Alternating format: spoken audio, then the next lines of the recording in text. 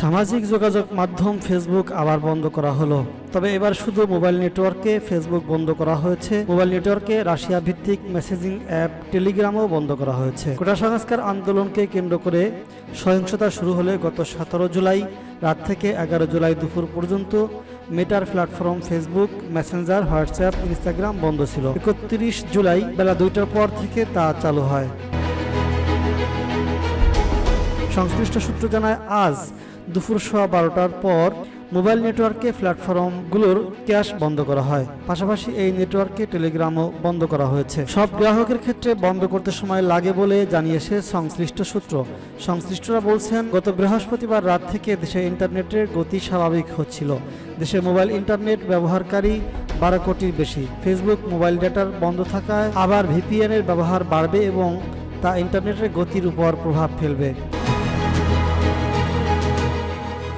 17 জুলাই রাত থেকে mobile internet এবং 18 জুলাই রাত থেকে ব্রডব্যান্ড ইন্টারনেট বন্ধ করা হয়। 5 দিন পর 23 জুলাই ব্রডব্যান্ড ইন্টারনেট সংযোগ সীমিত পরিসরে চালু করা হয়।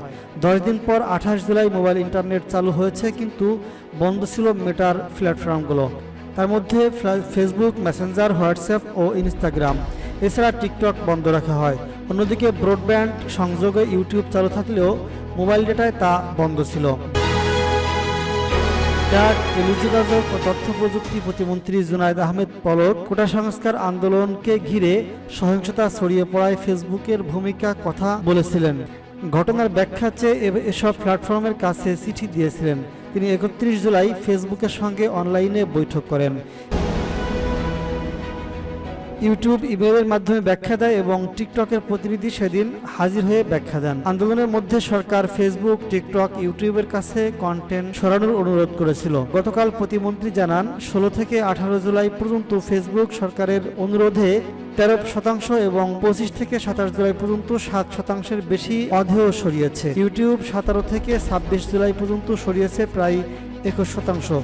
টিকটক সরিয়েছে প্রায় 68%।